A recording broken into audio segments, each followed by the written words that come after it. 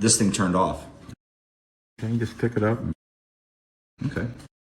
On this show, we break down what's happening in bar culture, business trends, tourism, and the realities of running places people actually want to spend time at. Sometimes we analyze things, sometimes we rant, sometimes we just try to make sense of whatever week we just survived.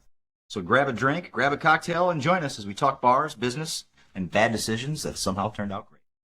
Hey, here we are, third podcast, and dude, we're out in the wild now. It's a tad nerve-wracking. It's a little nerve-wracking. Well, hey, I think we should, to get started, crack open these beers. The first beer of 2026. Listen for it. Yep. There it is. Oh, there's a third one in the background. You know why? I said ope, by the way. Did you hear that in the last one? So Midwest, dude. When I lived out in Colorado, I lost the ope, and then it came back as soon as I moved back here. I like the ope. I like the ope. But our production supervisor is back in the bar today, and that is our father, Tom Whaley. And it's a little nerve-wracking to do this in front of him because, how many years of, television production do we have looking at us? And we're trying to do a podcast with an iPad and two $99 mics. He actually came in, just for the listeners, he came in, looked at our mics, and called them cute, by the way. He called them cute. Just and saying. He's already been touching knobs and things like that. You guys don't know what you're doing with your audio and fixing this and fixing that. So hopefully this podcast should sound better than the last two. That's right, fellas. As we're there he is, chirping in the background. Chirping. We didn't give him a mic this time. He'll probably bring his not cute, a mic that's probably going to be a lot longer than this one is what he'll bring it. Yeah. And just kind of sit there. Long and full of experience. Sit there over us in like a godly fashion. Oh boy. So, that's what I could see. We're getting loose. We're getting loose to start 2026. So before we talk about how great 2025 was, yes. and what are we drinking here? Dude, we're drinking Narragansett Fresh Catch. So Narragansett's a cool company. They're out in New England. And we're drinking the Citrus Session. It's like a golden ale right now, which is super, super tasty. Light, easy. But their original lager was the beer from the old school movie Jaws. Yeah, you ever look at that with scene Captain Quint, where Captain is crushes the beer can? That's a Narragansett. Yeah. And once in a while, they will they'll bring back that can, and we've had that a few times at the bar. And it's always fun when people come in and they try to order it and they go, "Well, not gonna work here anymore." But man, when someone pronounces it properly, I'm very impressed. Yeah, remember that he crushes the can, Captain Quint crushes the can, and then Richard Dreyfuss crushes a coffee cup. Yeah, that's right. That's right. Arguably one of the greatest movies of all time. Yeah. I saw it in the theater this year. That was fun. Farewell and adieu there to my dear Spanish lady. That's another scene from that movie. We're in the this isn't a movie podcast though. No, so okay. We'll probably move on. Yeah. What a great 2025 we had. I'll tell you what, when we'll talk about this, but great customers, great regulars are the key to a fun and a fun bar. It may sound cliche, but we are just incredibly lucky with the people that come in this bar. I mean, it really has kind of felt like a family nowadays. It is. Which is incredibly cool. We're incredibly lucky. And, man, every year just gets better than the next. Yeah. It's incredible. So great feedback from the first couple podcasts. We really appreciate everybody giving us feedback. We're getting emails and texts and Facebook messages. As a matter of fact, I saw one of our regulars, Rob. Did you see his cat jumping up on the screen when he watched it on YouTube? Well, yeah, and his hurt cat, my feelings. Yeah, prefers me. But it shouldn't hurt your feelings. Did you say prefers? God, I didn't even mean to do that. Was that? Oh, you didn't mean to? No, that was really good. Oh my gosh. Yeah, but I think it's because it's trying to eat my face. So don't feel guilty. Did you get any threats yet? No threats yet, but I'm sure that this will be on some. I would assume I'm sure there's a few pages out there. The deeper we go into this podcast, we're going to start making risque comments here and there. Yeah, someone's just going to be like making fun of. Look at those two assholes. Yeah, nice. Anyway, so yeah, great 2025 for us. And a lot of it had to do with just great regulars. One of the things we're lucky with here in Sandusky, Ohio, is we also have a lot of boat docks. We've talked about this before nearby, so we have a great boater audience in the summertime. Folks that are getting out and enjoying the Lake Erie and Sandusky Bay, and then coming and having a beer at the bar. Dude, let's go here and looking forward now 2026. 2026. So Here we are. Right. So we're in break mode right now. So we're sitting in a very empty bar because the beer has been drank and the lights are off and the coolers are unplugged. Right. And we're getting ready to go on some vacations here, which Chad and I will be doing, continuing this podcast from vacation destinations too. And we'll get to that here a little later on the episode. But I think we're going to talk about, start out something that has been happening, and we talked about in both episodes already, but we got to continue because it is top of news. They're projecting that the alcohol industry globally has lost $48 billion. That's a number that doesn't feel real. That makes you be a little scared of the bar industry. Yeah, it does. And, a lot of now, not everybody lost money, though. It's interesting. InBev did better. And InBev, of course, owns Budweiser, Bud Light, but that's not what made their money. Seltzers? Yes. Yeah, I could guess that. Seltzers made out. Seltzers have gone up by 30%. I'll be honest. It kind of makes sense. Even in a bar like this, you see. I think we briefly talked about it last episode, but Surfsides, long drinks, White Claws are kind of fading a little bit. High Noon's kind of stepped up in their place a little bit. But I think as younger people are maybe not drinking as much, drinking a little bit, they want something other than beer. I think they want something that's lighter, and supposedly has less calories. But there's a perception there, and I think that's something that's important because if you look at Guinness is one of the lowest calorie beers out there, and everybody considers it a heavy beer. Sure, you can knock back 5 or 6 Guinnesses, no problem. Well, yeah. Not only that, also it's simple, but the taste of things, right? Like a lot of the long drinks and all the stuff I previously mentioned, a lot of that stuff doesn't really taste like alcohol. Right. It tastes more like beer. Let's be honest. Yeah. Remember when you took your first sip of beer when you were underage? Never did that. But do you remember your first? I remember first not loving the taste, and then you kind of happened to me at age 27. 27. Sure, that's my first sip. Yeah. But so I think that's a lot to do with it. It has a lot to do with it. You're seeing all these things, all these beverages come out that don't. Not only are they lower in calories, but they don't taste like booze. So that brings two things, I think, and I think a lot of it, and I think they kind of tie together. A lot of it, I think, has to do with packaging too. Like they make them the way they look. Do you remember White Claw was hot 3 summers ago? Yeah. Now it's High Noon, or then it was hot. Last summer it was High Noon, or summer before. Now it's Surfside. Remember the Sunny D craze of what was that? 2 years ago? That lasted for like 3 months. That was like a week. Yeah. But it's all perception and packaging. But I think that also goes into we are still seeing people come into bars if you have a great atmosphere. Yeah. And I think that's something that we try very hard to cultivate here. Yeah. So even if you're not going to have an alcoholic drink, we got something for them. As a matter of fact, you and I have talked about doing, our NA selections at this bar particularly are pretty easy because almost every one of our drinks can be made without alcohol and still taste pretty good. But I think we talked about diving into that a little bit more in 2026, so folks don't feel like they're excluded because they don't want to have an alcoholic beverage. They're going to be able to have a lemon shake up without vodka. Now, I might make fun of them a bit for that, so you might get a little bit of a riff there. Relax, little Sam Malone style. All right. But you're right. But that's real. Look at.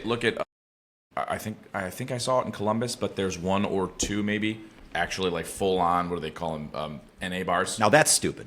I agree. You know what? We have those all over the place. It's called a gas station. Right. It's called a smoothie store. Yeah, those are all NA bars. You can just they're you NA go bars. to Cracker Barrel anytime you want. It's like NA bar. You're right, but I think that's important. Branding story, by the way. Anyway. No. No, but I think you're right. That's why it's important to have options at your tavern. Yeah, I agree. I think that is important. And so that's something, as bar owners, we're always trying to figure out what's next and how to keep that moving. And I think this year it is going to be diving into the NA a little bit more. And we want to expand our wine list, too. We talked about that briefly. Wow. We've always been very light on wine, just a couple bottles of each. And I think we're going to try to bring that up a little bit more. Because once again, another lighter option, particularly white wines in the summer for people. They feel like they're not taking as much calories into them. Sure. Or tannins. Do you know wine has tannins? I don't know. I don't know what that means. Biff tannin. No. This beer is phenomenal. I forgot how good these are. It's really good. I like their little slogan, "Hi, neighbor." And I didn't really want a beer today, but I feel like we have to during the podcast. I told Aaron the same thing when I left. I go, I got to go drink a beer. It's just part of it. I was kind of taking a little, like what we're talking about. I'm like, I got to take a little refresher before I get on vacation. Sure. And relax. But yeah, so that's what we're doing. Well, let's move on. All right. We were going to talk about, and this is like I mentioned earlier, I'm seeing all this, people not drinking NA beers, stuff like that on my timeline of all my social media. The other one I'm seeing is nonstop. I'm sure everybody has the same thing as AI in regards to everything. And here in Sandusky, it's getting very real because there's a AI data center. That's right. Being built about 5 minutes from here, 10 minutes from here. How do you feel about that?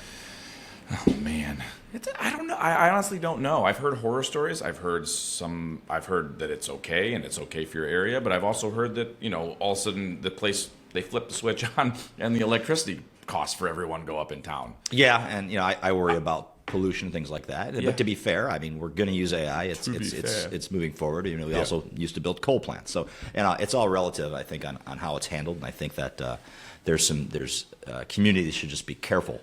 And make sure that it's benefiting the community that the AI facility is going to go into. Now, we use AI for this show. I mean, it helps us out with some things. It does. It's tough because I think most of myself I want to go. You know what? AI is good. It could help out things in education, healthcare, small businesses. It can do all of that. A couple jerks with a podcast. A couple of morons with a podcast. But no, how do you?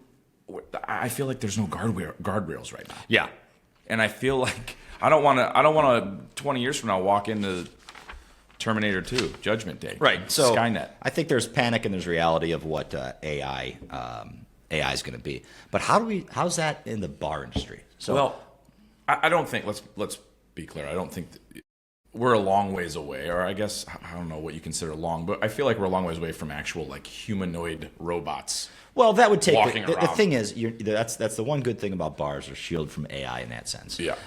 You can't have you wouldn't want a robot bartender. I mean you want some personality. We've talked about this on other shows. You don't want anything robotic in a labor bar. costs would go down for us. Gino and Marissa, I'm just kidding. Well, but you're right. That is one thing we don't have to worry about. Well, like I said, that's why it will streamline a lot of things. Well, I've been using it, and figuring out how to use, like you said, streamlining it. I'm using it now for our forecasting. Sure. I'm using it for inventory. Are you worried? Not so much scheduling yet, but are you worried about including myself? Just everyone getting dumber? Yes, that's a big concern. I'm not kidding. It sounds like a joke, but I feel like my brain is not what it used to be since the dawn of the smartphone, let alone AI. And you talk about these big data centers and all those things. They're all together, right? Just because those data centers are your phone, and it's not just AI. It's anything that's connected to the. There is not a cloud that hosts data. It's those boxes all over the country. Wait, there's not? No. Oh, it would be raining microchips. I thought there was like an actual cloud up there. But yeah, I think the more human the bar, probably the better off we're doing in the immediate factor anyway. Yeah. And that actually goes right into the other thing we like to talk about is guests. Oh, just patrons. And why we have a loyal regulars and people enjoy it the first time here, and we're enjoying just having business. There's something. What's he doing? What's going on back here? It's making a mess. Oh boy. That's because the bar's closed. Looks like our producer finishes hams quickly. Yeah, jeez, apparently it's already getting to him. No, but yeah, patrons, and like I said, we don't want to get repetitive, but that is one thing that is huge. I think I always say it's just as simple as being nice to everyone, but when you got a busy bar, people walk in the door, just make sure you say hi. I'll be right with you. It goes a mile. Communication Beats perfection. 100%. If people have a drink is messed up and you were nice to them when they came in, and then things happen. Beers get stale. Drinks get drinks you can mess up sometimes. But I have mixed up the tequila and the agave syrup plenty of times. Luckily, they both usually go in the same drink, but I just grab the wrong bottle once in a while, and then I'm like, oh, that's not right. And, and if you're nice to someone, they're just going to say, hey, this doesn't quite right. And you fix it for them. No big deal. Of course. No harm, no foul. As a matter of fact, it's another touch point to talk to someone and make sure that they're having a good experience. Communication is better than perfection. Is that what? That's Communication beats perfection. beats perfection. That's solid. Hey, that's coming from my PR years. Look out. Yeah, that was good. Big We should brain just on Brad. we should stop right now because I'm not going to say anything smarter than that. Oh yeah. This is after a long holiday week, Are you feeling burnout? I'm feeling tired. bro. I want to keep up the energy, but at the same time, like, do I sound okay? Am I, I went to bed last bags under night my eyes? at about 10:30. I went to bed. Yeah.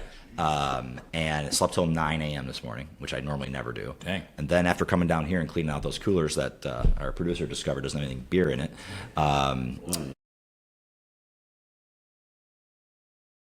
I took a nap today too. Nice. Listen, that's what January's gonna be for us. if I'm being honest. I took a nap. All right, so now we're kind of getting into. I want to talk about this one with you, and this is one that you and I have different views on sometimes. And love to get some feedback from the audience on this one. Okay. So if you're out there and you're listening, please comment on this. Live music. What? So now we know, proven, no doubt about it, that in the summertime we do live music 2 days a week, sometimes more when we have special events. Sure. We have the artists that perform here are awesome. We got a great group of guys and gals that play here. We do. We do. Acoustic Scotty, Paul Franks, Susan, Chase Franklin does the Grateful Dead stuff. And we just got a great mix here. Incredible. And a Rick that plays with Susan. But they kill it in the summertime. Yeah. There's always a good a good crowd on the deck. I mean, people are driving by. It's like throwing out a fishing pole. You know what I mean? People hear the music. I mean, we even have people. You're gonna love this. There's some near the bar. There's some senior housing not too far away, and I'll occasionally get messages from someone who's probably maybe in a wheelchair or probably not coming to the bar every day, but sitting out on their deck and like, thanks for having live music. And you know what? I love it. I love that. Are you kidding me? They just randomly pop their head out the window. Yeah, and they got some get a live jams show. on a Saturday night in July or a Friday night in July. But we always debate a little bit in the wintertime. Particularly, we get into the months like February and March where things are not exactly moving fast. Right. Does live music move the needle? Or do you limit it a little bit more? Like this year, I think we made the decision we're still doing live music in the off season, but not quite as heavy into it. Because you do have to, as much as it's great, and you and I love it, and we love live music, if it doesn't bring some people in, what are you doing? You're not doing it. Right. I think it's tough because it's a case-by-case basis, right? It's not black and white, especially in the spring and wintertime. Weather plays a factor, right? If it's 70, and that goes back to the AI thing. If I could have you build your weather into your forecasting for your bar, that might help. Oh, right. That's a good point. Point. But yeah, it's not black and white. Like I said, for us, we're so focused on the outdoor kind of beach bar vibe, and we have a lot of room outside. Yeah, I mean exactly. It's with tons of room. So I really do think it is. It's not. I think sometimes it works and sometimes it doesn't. As tough as that is to just break it down that simply, but that is the case. Sometimes, like I said, it could be 40, 44 degrees and rain, and you have live music scheduled. But you're probably gonna go, nah, we didn't really need that tonight. 62, even in the spring, 62 and sunny, different story. Oh yeah. So I think around here, particularly in Ohio, because people they got the thick blood from the winter. So a 62 degree day. We're sitting outside in May, and people are outside like it. They're out. No, they don't care. But I think, for the most part, I would lean towards live music is always a good thing. But you do have to keep your eye on the weather. That's my main thesis. I agree. That's a good point for you. Now, what about those venues that do so well? There's some great ones in Cleveland, Grog Shop, and what's the one that we went and saw? Dad, what's the one we saw? The band cover band, Chest Fever, Beachland Ballroom. Now that place kills it. Well, let me now, tell you granted, it's not really a bar. It is, but it isn't. You just brought it up. Uh-huh. That's a music venue first, bar second. We're bar first, music venue second. Right, which I think it's tougher to do that in a small town. 100%. That's why another reason why we're successful with live music in the summertime, because it's not such a small town in the summertime. Yeah. The population here triples. For sure. If not more. For sure. Yeah. So yep, I agree. All right. Music in general. Hey, speaking of music, you got anything you're listening to lately?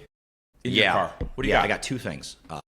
Since the holidays just wrapped up, I listened to Christmas in LA on repeat for at least 2 weeks straight by the Killers featuring Dawes. Oh, I love that song. Okay. It's like I don't know. It's a emotional song. I love that song. Okay.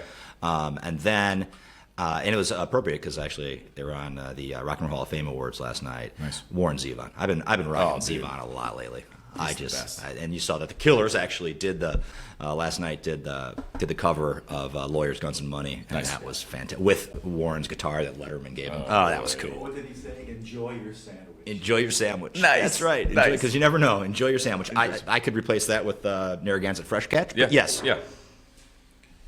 So that's what I've been listening to. How about you? You know, I've got a little old. It's a reggae band. They're called the Step Beats, but they're doing covers of like late '90s, early 2000s bands. Like they did One Headlight by the Wallflowers. Can we get them here? It's or fantastic. is it a Oh, little I bigger don't know than about that, but maybe a little over our budget. Maybe we can get Sandusky to the music folks to play, get them on the pier to sing. Hey, I think you know somebody over there, right? Yeah, I think I do. You know what I just realized? Maybe we're just running right through. We're not even doing a break this time. We're just We can just cruising. rock unless you're ready for a break. You need a little break? No, let's Little do paddle it. bar. Throw the sponsor up. Paddle bar break. I think we're good. This show is brought to you by the world famous paddle bar. There's your break. I quoted my inner Tom Whaley there. Since we talked about best music, let's talk about what are you watching? And I'm going to throw back because you know one of the things I've always said What? about owning the bar. What do you got? It's like being Al Swearingen in the show Deadwood. Oh, man. Deadwood's just an absolute classic. If you haven't watched Deadwood, it's on HBO. I encourage you to tune in and channel your inner Al. It's so good. It's such a good show because it's Al is a pretty shady character, of course. He gets better as the show goes on, but it is interesting what Deadwood tells multiple stories, but one of the stories it tells is how much a bar can impact a community. 100%. And that goes back to that third place thing. I mean, that's what this bar, I feel, and other good bars that we're going to talk about are able to do. They're able to work. I mean, not only does work discussions get done, community discussions get done, it brings people together that typically wouldn't be together. Yeah. And who knows what problems or challenges they might solve or what ideas come out of it. We've been talking about that from the first episode. I mean, bars, the whole third place idea. Bars, if these people, the folks that like to come here, that's what they do. They, instead of going straight home, they come here for a beer and then they go home. And that's the first thing you think about when you get off work is you want to go to your comfy spot. Now, the bar in Deadwood was called the Gem. It did offer some other things that we're not legally allowed to offer at these at bars. It was a house of ill repute. Bars anymore. I'm pretty sure that's frowned upon. Yeah. Unless you're at Jeffrey Epstein's island. Anyway, did I bring that? Whoa! Hey! Whoa! Whoa! So we're getting ready to travel. Yeah, both of us. You're heading to Key West. I'm heading to Colorado. Can't wait. Multiple places. Can't wait. Let's, we're gonna do a podcast from down there. Yeah. You'll be in Key West. I'll be somewhere in Colorado, I think. I don't know that we'll be doing it from an exact bar, depending on how the logistics of this work. But we will definitely be on location, if not at the bar, certainly right around the corner, or getting close to it. What are your favorite bars in Key West, Florida, that you are a must visit? While you're in Key West. Okay. And why? Give me three. That's very good. First one, Green Parrot. Number one, that's probably my favorite bar down there. As you too as well, I would imagine. I'm just guessing, but I want to go to the Green Parrot because at night they have the best live music in Key West pretty consistently, and it is just, there's something about the Green Parrot. It's right on the corner. That green glow when you walk over there. I would agree. Oh my gosh, the bartenders are always the best too. The Green Parrot that's number one. Free popcorn. Free popcorn. Nice billiards table as well. Yep. Anything else? So that's number one. That's number one. Number two would probably be Schooner Wharf. Schooner Wharf. Okay, Yeah. on the water. Yeah. Day drinking. Great live music, and it's right on the marina right there as you're walking over to Half Shell. Our buddy Nick Brownell plays there. He's always a good time. That's why this is so tough though, because there's like, if I'm being honest, I there's know, like 12 it's bars tough, I want to but go to. we'll be here. We could name some more after you've been down there. Of course.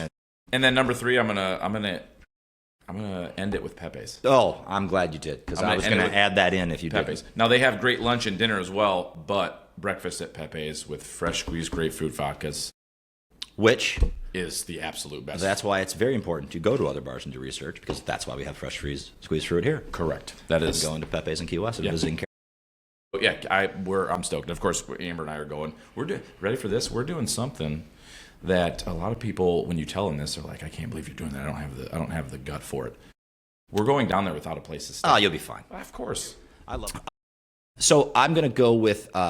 I'm not going to just pick one town, because I'm going to Steamboat first. You're all over the place. And then I'm going to be down in the Summit County area where I live. I lived in both those places, but Steamboat for a fairly long time. Or I'm sorry, not Steamboat, for Summit County for a long time. Yeah. Steamboat. This is interesting. My favorite bar in Steamboat now has changed. Okay. It used to be Slopeside when I lived there. It's not quite the same anymore. There's way too many people wearing boots that look like they got huskies attached to them. You know what I mean?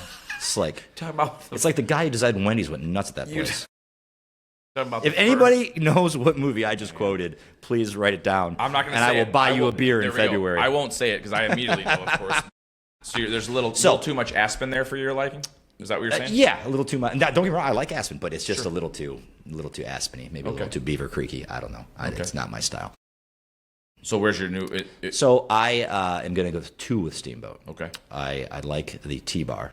Oh, it's a great bar. Because it's basically it's the old ski patrol hut, and they turn it into a bar, and it's fantastic. It's cozy. Now the other bar that I really like, that is rare to say this, it is on the resort property. What? It's called the Umbrella Bar. And it is I know. Have you been? Do we? Yeah, that's on. Yeah, we went there. Yeah, it's on over by Dad's favorite ski run, West Side. Sunshine, top of Sunshine. Top of Sunshine. The reason I like that bar, it is a outside, basically glass yurt, which is just a tent, and they put heat in it, and it's a fantastic bar. It's a good vibe for that midday Bloody Mary. Nice. And then if we move into Summit County, Colorado, I would be remiss without bringing up the Cala, which I lived by, and it's a little Irish bar, and it has been there for years, and it is just a fantastic vibe. I still know bartenders there, and I haven't lived there in more than 12 years now. Yeah, that's amazing. And that's fantastic. Yeah. So I like that place a lot. And in Summit County, once again, as bars change, the Dredge used to be one. It's not there anymore. Not there anymore. It's the Yacht Club, isn't it? It's something they ruined that place. Yeah. Sorry. Turns out Dollar High Lifes didn't do very well for you. I guess not. And then I have yet to discover my favorite bar down in the Salida area.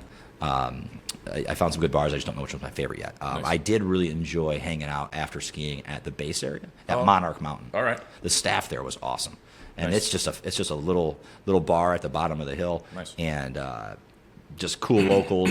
After being there for a few weeks, by the time I left, they were like, "We'll see you next year, Ryan." I really enjoy that sort of thing. Once again, that's that customer interaction. Well, then it sounds like you got some research. You got some bar pod research to do. I have some research to do, so I will report back Yeah. on our next episode, which will be dropping in 2 weeks or so? 2-ish weeks. 2-ish weeks. Yeah. We might be a few days behind because we're traveling, but there'll definitely be another one up this month. I'm getting excited for that. I don't know where I'm going to do the podcast from. I can't. Doing it in a bar, I would love to do, but is there too much noise? Well, we could try it. To, We could try it, and if you Plus, do I really want to put all this stuff on? do, you want to look like a cheeser look in the like corner? A turd? Yeah. I don't know. What's this guy doing? Yeah. You might get free beer. That's a good point. You doing a podcast? Nah, Key West, they don't care about this. Yeah, they don't give a shit. They're just make fun of Look you. at that asshole. Exactly. That's a good point. They don't care. They don't care. True facts. And yeah, those are the ones I'm looking forward to. Where we're going, what we're doing. You know what I like, and we haven't done yet. I think it's a cool idea. If you see this on Facebook or wherever you see it and can make comments, throw some of your guys' favorite. Oh, bars I'd love out to there. hear some of your favorite. That way bars. we can just look down the thing and see it in the comments. I think that'd See be where incredible. we've Maybe been. talk about them next time or during the podcast. I'm going to bring up one other bar that is not far from here. Here. That is probably one of the best bars in the world. I know where you're going. Snow Trails. Where am I going? Yes, the last run at Snow Trails Ski Resort in Mansfield, Ohio. That's the best. That place is magical. Dude, it is. It is. In fact, my friend Ricky, you know him, my Yep. OU buddy, he was down there over the weekend with his daughter, and he sent a picture of them in the bar. And I believe he said, "Man, I love this place." I mean, they've got everything going to them. The staff is great. The beer is cold. They always have good beer selection. And that's the thing about real quick about why snow trails are so cool. So we're skiers, obviously. If you don't know that by listening to this podcast at this point, then you apparently have us on mute, which might be a good idea. But anyway, that place has so much stoke for the sport of snow skiing, and it's just so much fun. And I encourage you, even if you're not a skier, it's a great spot. Go down there, get a beer. They also have a great tubing hill. They take the kids. It's just fun. That's what I always tell people. They ask me, "What's your favorite place to ski at in Ohio?" I'm like, "It's not even close." But like, if snow, it's not even close. No, they still they just did, like you said, the stoke and the vibe. Man, they kept the old Bavarian feel to all the buildings. Yeah, it is just it's fantastic. I can't say enough good things about snow trails. Yeah, we've been skiing there since we were 3. Oh Thanks. yeah, I don't even know how long it's been. But Yikes, we're doing that. But hey, that is probably a wrap. Yeah. Bar Pod number 3. It is. Thank you so much for all the feedback, everybody. Also, thanks Paddle Bar guests and regulars for helping us with a good 2025 season. Yep. There is a line out the door the day we open on New Year's Eve. I can't tell you why, but those who know. If you know, you if know. you know. Yeah. And it was just a great season, and I am. It's funny, this time of year I'm always excited for vacation, but Yeah. I start missing the bar pretty quickly. It takes about 2 weeks, and then I'm ready to I start itching. Yeah, I start looking at the cameras, and there's nobody here, and I'm just like, what? I need to go. Yeah, 2 weeks left. That's it. All right, so we're signing off. Cheers. Cheers. I'll talk to you in Key West. Boom. All Done. right. Thanks a lot. Talk to you on the next one, episode 4. See you guys. BarPod is hosted by Ryan Whaley and Chad Whaley, produced, recorded, and occasionally rescued from bad audio decisions by our dad, Tom Whaley. Mostly at Paddle Bar on Sandusky Bay, sometimes at other taverns, back rooms, and wherever a microphone and a cold beer could coexist. Recorded primarily at Paddle Bar in Sandusky, Ohio, where the drinks are cold, the stories are warmer, and the Wi-Fi is surprisingly reliable. Music editing and general figure out is done in-house. Mistakes are ours, opinions are ours, hangovers vary. Questions, feedback, bar stories, or mild complaints, barpod at paddlebarsandusky.com.